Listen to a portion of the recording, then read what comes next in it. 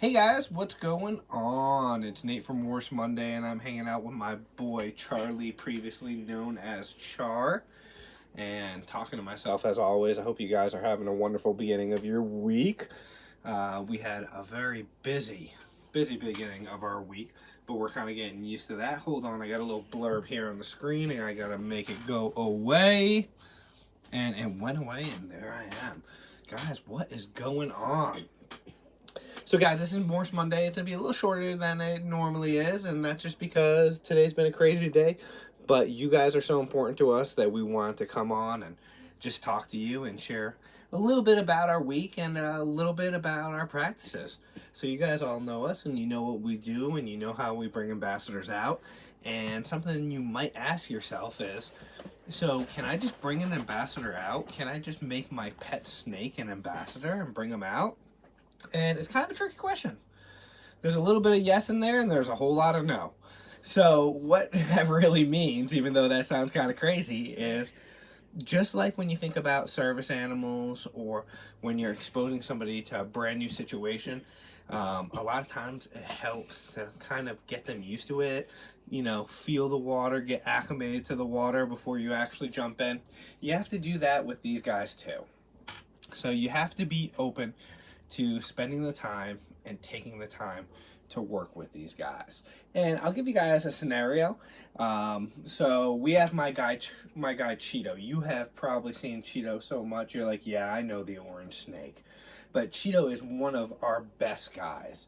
He is just always calm, cool, consistent. He is a great ambassador, but he wasn't always that way. Like, he is a corn snake, and as you know, you might be like, Nate, aren't corn snakes some of the best snakes and easiest snakes to handle? And they are. But he still needed a little bit of work. So, if you're thinking about doing what we do, or just doing education, or even bringing your animal out into public, here's some quick tips that might help you become successful. Tip 1. If you're thinking about going into public and doing some work with a snake, whether it's going to be education, whether it's going to be therapy, or just exposing people of the world to the beauty of reptiles so there's more love out there for them, you want to pick the right animal. And there's two parts of that. The first part is the species you're picking. So are you picking a corn snake, a ball python? Are you going to be picking something arboreal, like most likely an Amazon tree boa? It's probably not the easiest one to get ready. So that's the first stage. You have to decide and look at the information, do the research, and say, does this animal naturally have a disposition that would lend it to being a great ambassador or to be social? Just like people, lots of animals aren't social, and lots of animals are. Some people love talking all the time. Some animals love being handed around. The second thing is the individual's personality. So we're still kind of on the same point. What is the individual's personality? So I have multiple corn snakes that are part of our collection over here and part of our ambassador stock. And some of those corn snakes are exceptional. They are the kind of animal that once you take them out of their tub, there is no warm-up period. They are ready to go. They're kind of like an electric car. You press the pedal, you press the button, and you're cruising, and there's nothing you have to worry about. And then I have other ones, and I'm gonna liken them, if y'all know motors or cars, they're like diesels, or they're like gas cars in the winter. Man, you gotta let that thing warm up. You're gonna need a remote start. You gotta get them used to being out there and get ready to be handled. Otherwise, they're gonna be grumpy Gus's, and they're not gonna have a great time. By the way, isn't Char beautiful? Or Charlie beautiful? Look at him.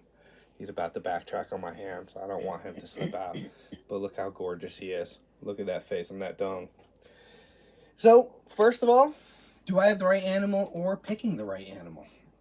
Second is, how are you going to get them there? How are you going to transport them? You're going to want to have a container that keeps them calm, confident. Because a confident snake is a very easily socialized snake. So you're going to want to figure out how you're going to transport them. Are you going to get your heating right? Are you going to get your cooling right? Depending on the time of year, you may need hot packs, you may need cool packs. You're definitely going to want something with a latching lid. Trust me, you do not want an animal getting loose in a car. Not that that would ever happen to anybody like me, but that is not the best thing that could happen to you in your life. Let me tell you something. Jeep Cherokees have about 8 bolts to hold their seat in. I'm just saying, throwing that into the universe. So you got to get your transport right. You have to make it as calm as possible, as comfortable as possible, and the least amount of problems. So we got our first one. It's picking the right snake to go out, and that's going to be the benefits and lower the stress for them. And then it's getting them there. So you've got those two things figured out. You haven't actually been out there yet, so what do? You start using your family, your friends, your neighbors, with people's permission.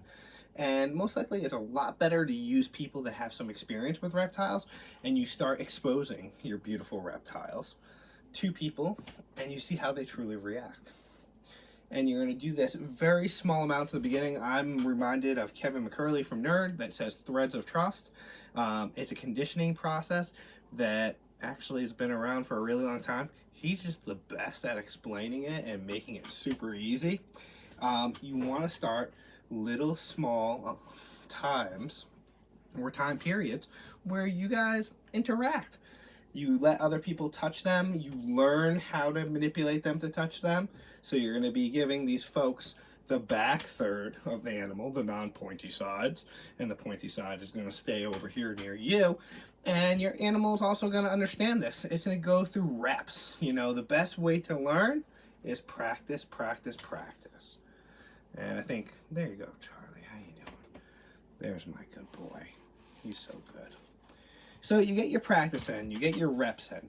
Just like when you're building muscle and you're doing other things, you get stronger as you do more reps, as you take more practice.